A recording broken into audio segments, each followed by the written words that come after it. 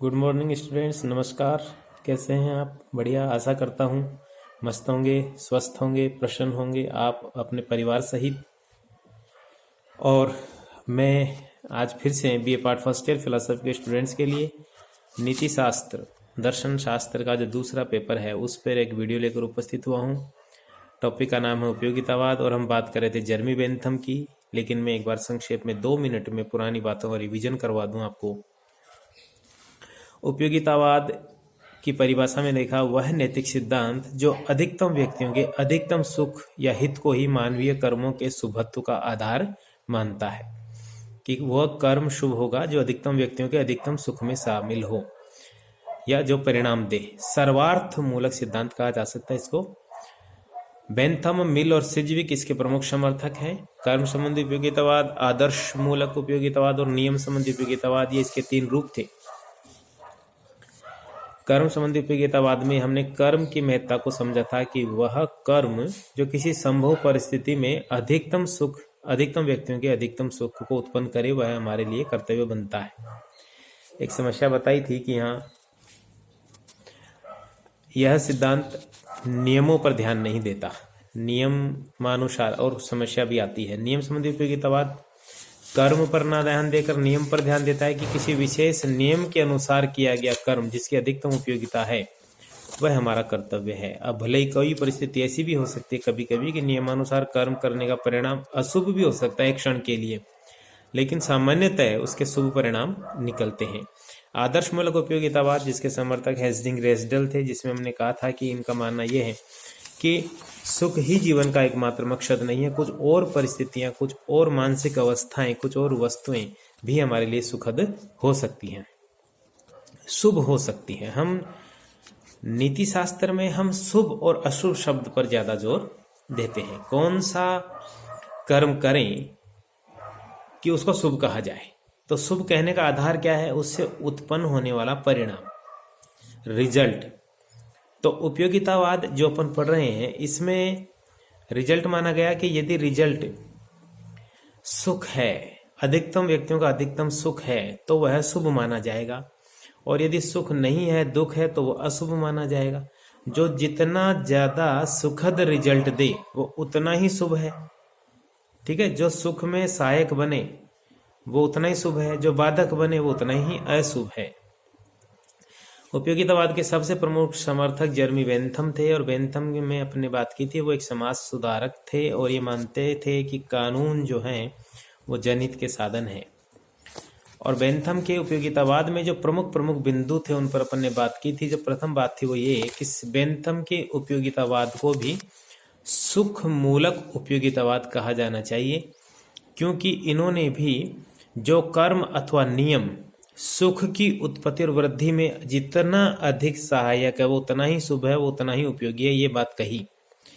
फिर हमने कहा कि बेंथम का उपयोगितावाद मनोवैज्ञानिक सुखवाद पर आधारित है, जिसका अर्थ है कि मनुष्य स्वभाव से ही सुख की इच्छा से प्रेरित होकर कर्म करता है। और बेंथम कहते हैं प्रत्येक व्यक्ति सदैव अपने सभी कर्म अपने लिए अधिकतम सुख प्राप्त करने, दुख से बचने के लिए ही करता है, और सदैव सुख की कामना करने के कारण ही मनुष्य को स्वार्थी माना है स्वभाव से इन्होंने।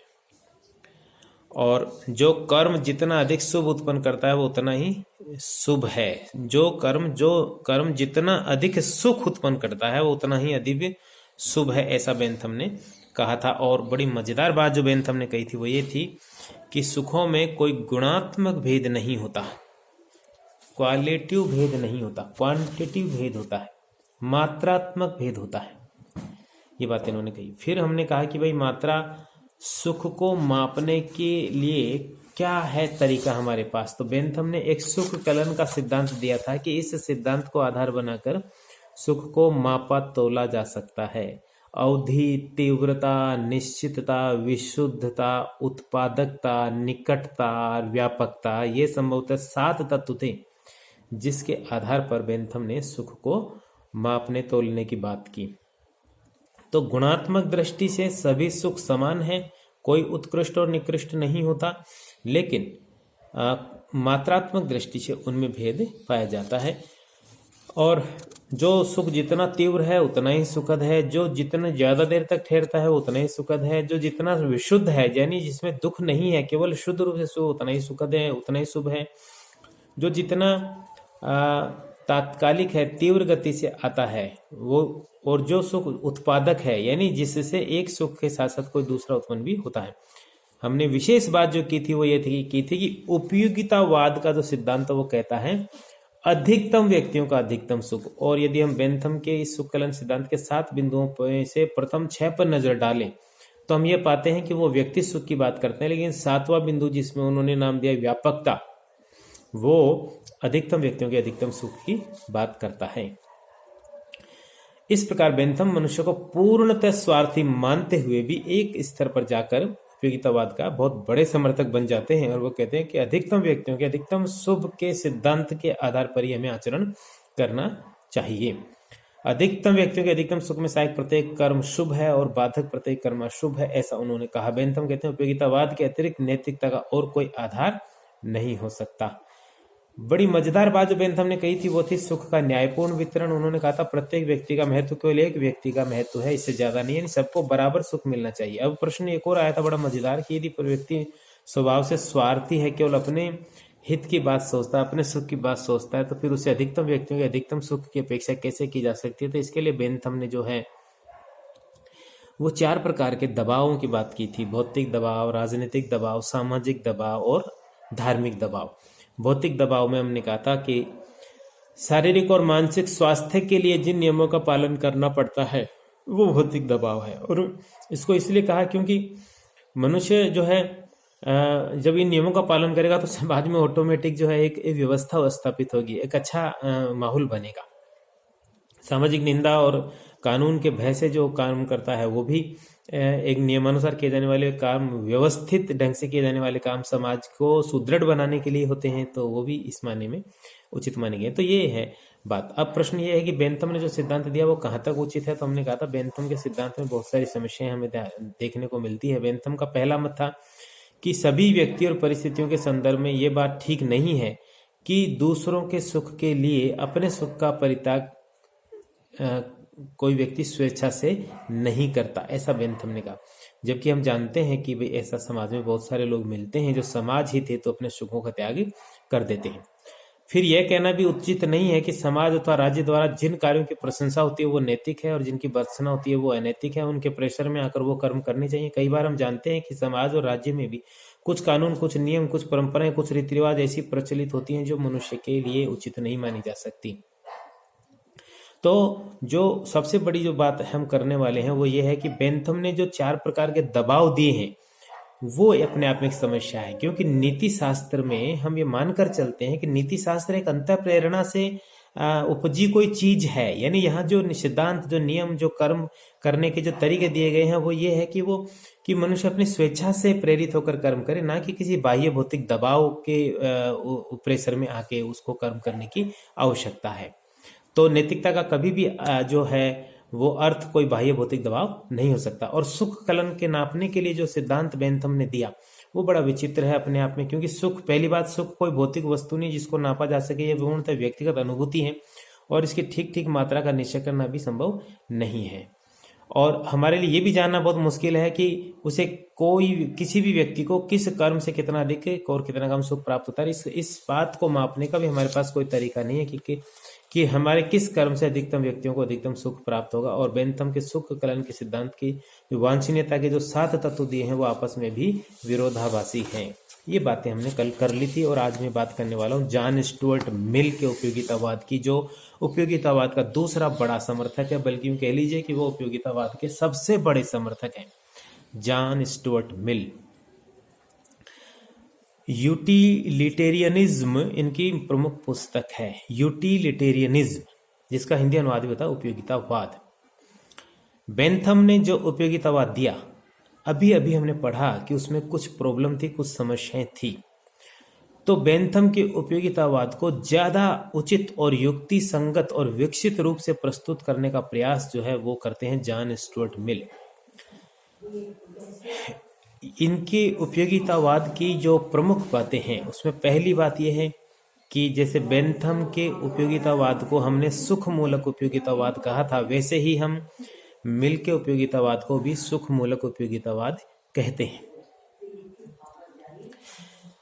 बार बार आग्रह कर रहा हूं कि सुख मूलक उपयोगितावाद का तात्पर्य है कि जहां कर्मों की प्रेरणा का कारण सुख को माना जाए, कि नैतिक दृष्टि से कोई भी कर्म हमें इसलिए करना चाहिए क्योंकि उससे सुख की उत्पत्ति होती है। यदि वो अधिकतम व्यक्तियों के अधिकतम सुख में सहायक है तो वो नैतिक दृष्टि से शुभ माना जाएगा।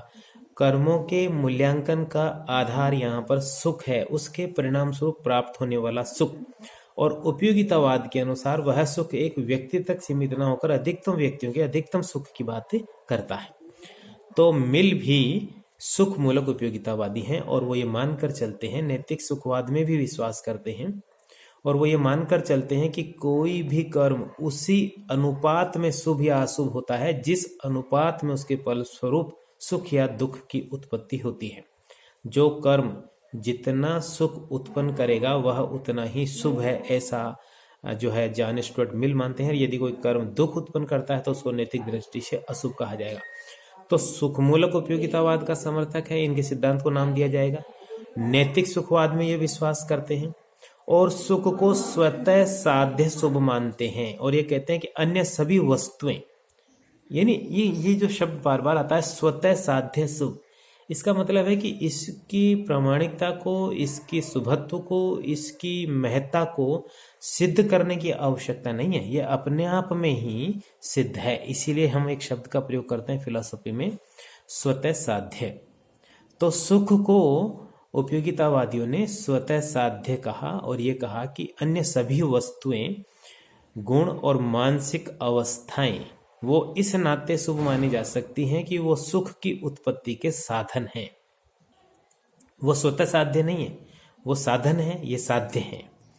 तो मिल के अनुसार उस वस्तु, गुण अथवा मानसिक अवस्था का कोई महत्व नहीं है जो किसी न किसी रूप में सुख की वृद्धि में सहायक नहीं हो। यदि सुख की वृद्धि में सहायक है तो ही वह शुभ है। ये बात बार बार हम आग्रह कर रहे हैं। बेंथम की भांति मिल भी स्वार्थ मूलक नैतिक सुखवाद के स्थान पर सर्वार्थ मूलक नैतिक सुखवाद को महत्व देते हैं। और बात आप जानते हैं कि हम जब सर्वार्थ मूलक नैतिक सुखवाद की बात करते हैं तो इसका मतलब है कि हम उपयोगितावाद की बात कर रहे हैं। और जब उपयोगितावाद की बात कर रहे हैं तो इसका अर्थ है कि हम अधिकतम व्यक्तियों के अधिकतम सुख को समस्त नैतिक कर्तव्यों का मूल आधार मानते हैं। ये उपयोगितावाद की परिभाषा बार बार ये परिभाषा आ रही है। इसके बावजूद यदि आप याद नहीं रख पाते हैं तो बड़ी दुर्भाग्य और शर्म की बात है। उपयोगितावाद वह नैतिक सिद्धांत है जो कर्मों का एकमात्र प्रेरक अधिकतम व्यक्तियों के अधिकतम सुख और हित को मानता है, या फिर जो यूं कहता है कि वह कर्म हमारा कर्तव्य है जिससे अधिकतम व्यक्तियों को अधिकतम सुख या हित या कल्याण हो, सुख मिले, हित हो या कल्याण हो। तो ये जो सिद्धांत अपन पढ़ रहे हैं इसमें हम बार बार यह बात समझ रहे हैं कि इनके अनुसार कर्मों का एकमात्र आधार है उपयोगिता। तो मिल भी अधिकतम सुख की उत्पत्ति के साथ साथ उसके न्यायपूर्ण वितरण की बहुत आवश्यक मानते हैं। ये बात अपन ने देखा, बेंथम भी मानते थे। बेंथम ने एक बात कही थी कि प्रत्येक व्यक्ति का महत्व केवल एक व्यक्ति का महत्व है, यानी समाज में उसको केवल उसके एक व्यक्ति मानते हुए उसको जो है समाज में सहभागिता मिलनी चाहिए। मिल ने भी मनोवैज्ञानिक सुखवाद के आधार पर नैतिक सुखवाद के औचित्य को प्रमाणित करने का प्रयास किया। उन्होंने कहा कि प्रत्येक व्यक्ति वास्तव में सदैव केवल सुख की इच्छा करता है, अतः सुख ही अपने आप में शुभ है। मिल सुख और आनंद को भी एक ही मानते हैं। तो यहाँ पर जो मिल का दृष्टिकोण है वो ये है कि वो सुख को थोड़ी व्यापकता दे रहा है, जब उसमें आनंद जोड़ रहा है। क्योंकि हमने जब सुखवाद पढ़ा था तो अच्छी तरह समझा था कि सुखवाद में हमने सुख और आनंद को बड़ा अलग अलग किया था। ये कहा था कि सुख तो किसी इंद्रिय इच्छा की पूर्ति के परिणाम स्वरूप उत्पन्न होने वाली कोई अस्थायी अनुभूति है, जबकि आनंद समग्र रूप से संतुष्ट होने वाली एक स्थिति थी जो दार्शनिक ज्ञान, चिंतन या कोई श्रेष्ठ नोवेल या कोई अच्छी कविता आदि को पढ़ने से प्राप्त होता है। मैं फिलहाल आज इतनी बात करूंगा, कल बात को आगे बढ़ाते हैं। तब तक जय हिंद, जय भारत।